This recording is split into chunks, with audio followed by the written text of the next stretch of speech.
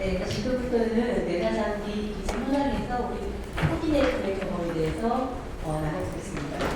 지금 먼저 발표하실 분은 이나대병원에서 장기식 코디네이터 근무하고 계신 김현환 선생님이시고요.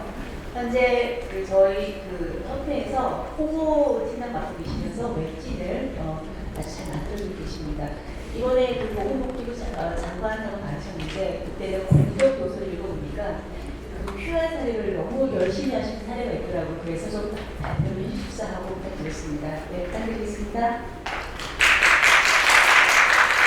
사장님의 소개에 너무 감사드립니다. 이 자리에 이렇게 같이 강의하게 돼서 너무 영광이고요. 앞서 유주환 교수뿐만 아니라 신거 교수님 굉장히 너무 강의 잘 들어서 제 강의도 좀 재밌어야 될 텐데 하는 생각이 좀 들어서 저는 장기기준 활성화 노력이라는 주제로 맡겠고 저희 병원이 QI 사례, QI 활동을 했습니다. 이 주제로. 그래서 진행을 발표를 하게 된 이나대병원 김연아 코디네이터입니다.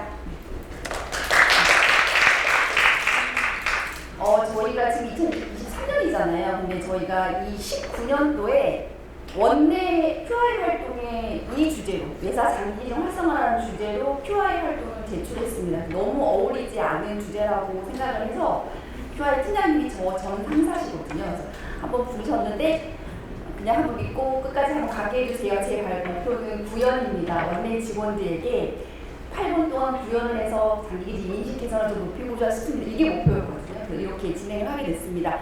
저희는 제가 기원하지만 이우리 코디네이터를 3년 만에 제가 충원을 했어요. 그래서 충원하다 보니까 정신적인 여유가 생겨가지고 뭔가 좀 해보자 싶어서 이걸 이제 기획을 했고 요거 발표도 이우리 선생님이 열심히 발표를 했고 그 다다음 해 승진까지 하셔가지고 저희에게는 되게 금쪽 같은 QR입니다. 이 효과, 그러니까 활동팀도 나비 효과 팀을 했어요. 왜냐면 우리의 작은 시도가 아주 큰 결과를 원할 수 있다는 인프레션을 주기 위해서 오전 내내 이름을 지었는데 나비 효과로 이제 팀을 해서 접수를 했고요. 저희가 이제 우리가 할 수 있는 일이 뭘까? 장기 기준에 지표 활동이 어울리나? 이게 솔직히 지금은 뇌사수자 신고수라는 게 올해 갑자기 등장했지만 그 전에 19년도에는 어울리지 않았습니다. 그리고 저희 병원에서는 의사를 설득하려면 다른 병원들은 하겠지만서도 지표가 굉장히 효과적이었습니다. 그리고 지표를 통해서 원내 시스템을 바꿀 수가 있는 이거가 굉장히 빠른 걸 갈 수 있는 지름길이겠다. 이걸 판단해가지고 장기 기증에 대한 QI 활동을 제작을 하게 된 거고 그 당시에 19년도에 활동했기 때문에 베이스는 18년도로 이렇게 주제 성경 배경을 찾아봤을 때 그 당시만 해도 대기자가 3만 명이었는데 지금 4년 만에 4만 명이 넘었어요. 그리고 2018년에 포다 애널 리포트를 봤을 때 총 통보수는 2,426명이었지만 장기 적합은 1,833명.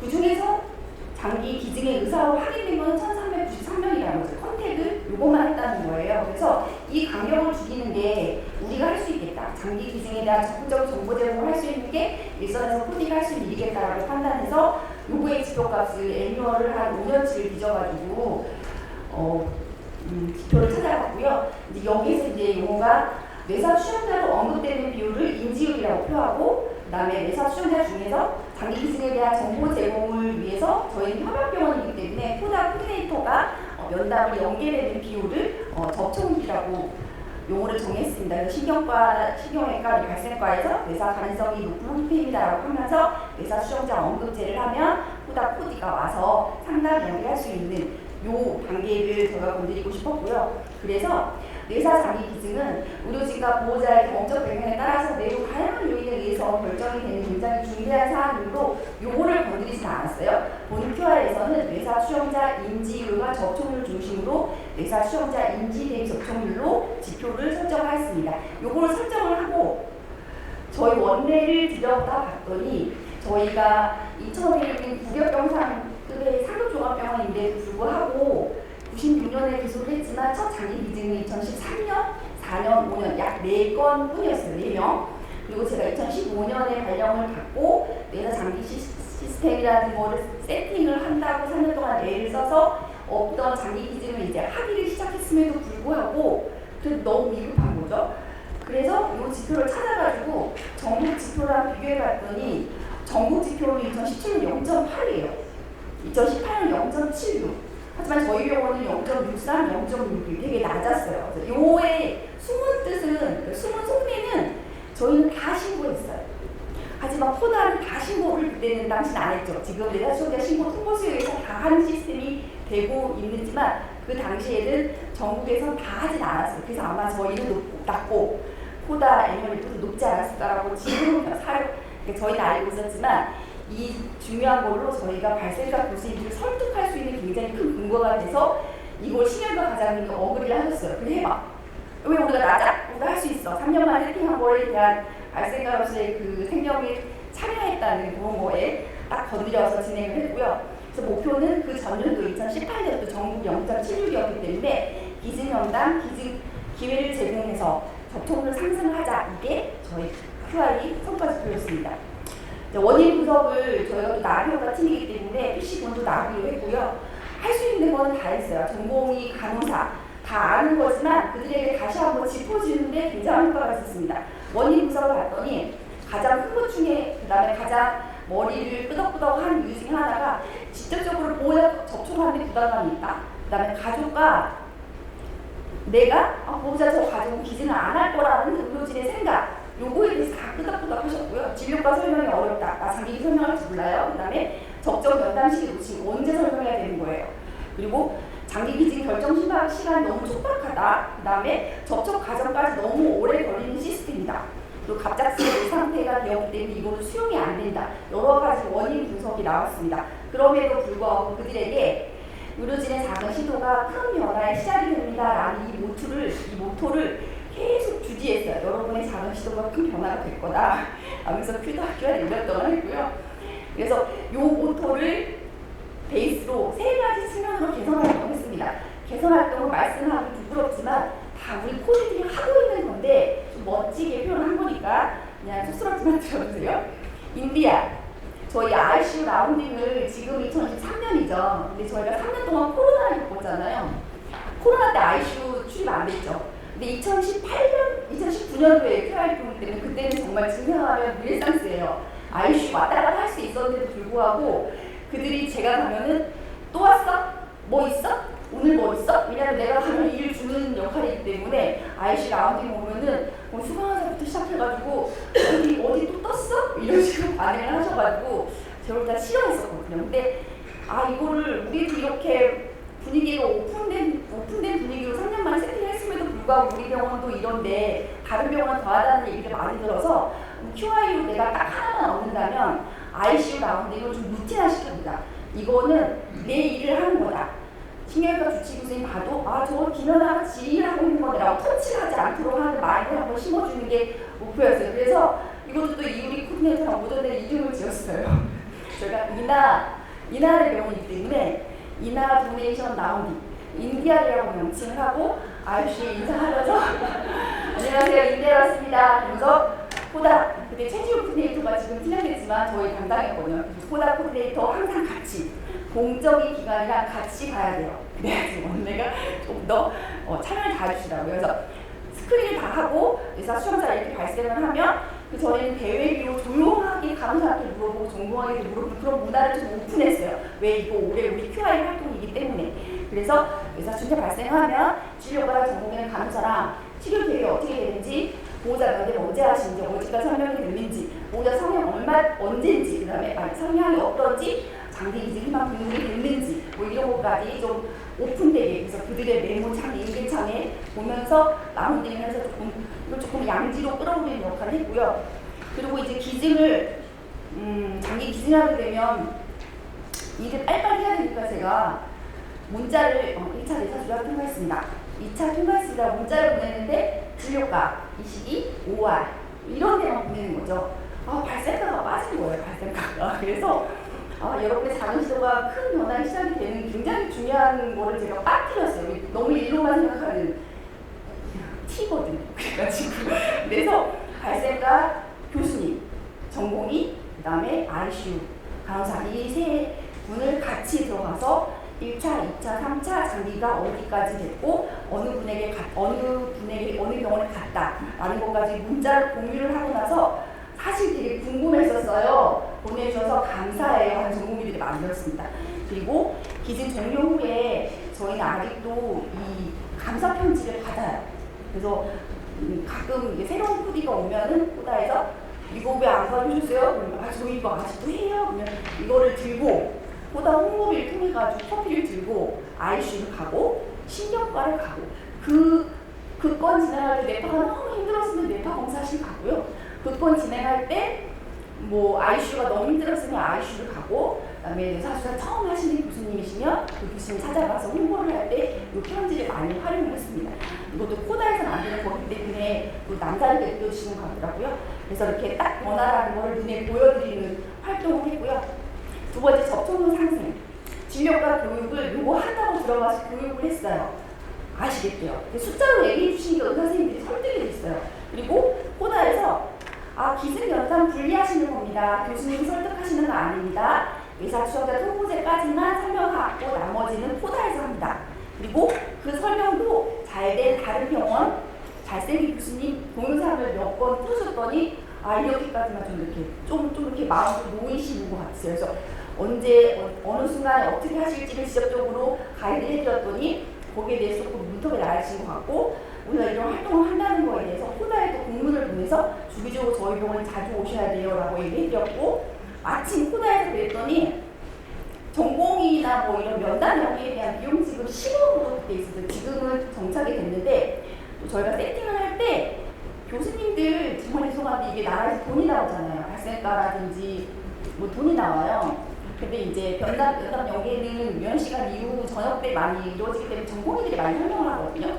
그래서 저는 처음부터 이 면담 연계 비용이 약 10만 원도 지급이 되는데 이거는 저희 전공의를 드리겠습니다 라고 해서 전공의에게 교수님, 선생님 보호자가 연계에서 끝나는 게 아니라 꼭 보호자가 면담을 듣고 가셔야 돼요.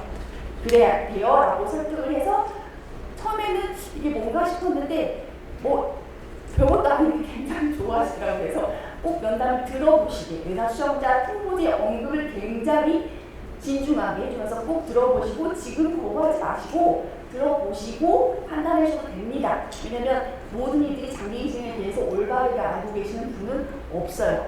그렇기 때문에 요거 하는데 굉장히 큰 도움이 됐습니다. 그리고 이제 저희 URI 링크를 안 했었는데 무조건 하진 않고 필요하신 원하시는 분에게는 이 문자를 보내드렸습니다. 그리고 이제 연초에 각 파트가 원장님한테 가서 뭐 하겠다, 뭐 했다, 실적 보고를 하는데 제가 주기적으로 들어갔을 때 마지막에 항상 제가 이 일을 마지막 한 날까지 진짜 충분히 만들고 싶습니다라고 야심차게 항상 헛소리를 하고 나왔는데 원장님 그해 비용 아끼지 말고 만들어 주세요 라고 하셔가지고 그해 만들어 주셔가지고 QI 해야 되겠다라고 결심한 순간이었거든요. 그래서 요거가 별거 아니긴 해도 병원마다 뭐라고 하지, 기부금 해주는 벽이 있잖아요. 저희 병원도 그 벽이 있는데 홍보팀에 제가 그것보다 좋게 만들어 주셔야 돼요. 이분들은 더한 것을 하신 분들입니다. 그래서 이걸 만들었고 이제 그 옆에 24시간 DVD를 상영하면서 코다에 이쁜 동영상 되게 많거든요.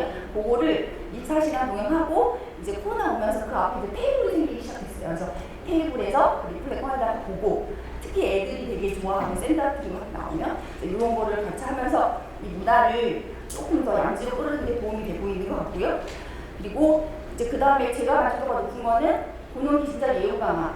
저희 이제 외과 교수님 수술할 때 추모기도 하시잖아요. 처음 미션 내시기 전에. 근데 저도 이것도 너무 좋았는데 ICU에서 마지막 연애할 때 요거를 해보자 싶어서 시작했었는데 개인적으로 기증을 하실 보호자분들 참여를 같이 시작했어요. 그게 좀 전 들어왔거든요. 그들에게 요거를 같이 하자는 말을 하기도 어려웠었는데 그 보호자분들에게 너무 많은 분들이 같이 추모 기도를 내 아들을 위해서, 내 배우자를 위해서 의료진들이 한다고 하니까 같이 참여해 주셨고 이 시간을 통해서 조금 길티를 느꼈던 순간이 많이 녹아들었다고 되게 피드백이 좋으셨어요. 그래서 이게 또 원래 ICU 강사 전공의들이 이게 이런 일이구나, 내가 바쁘다고 콜 안 받고 이런 일이 아니구나 인식해서 많이 도움이 됐습니다.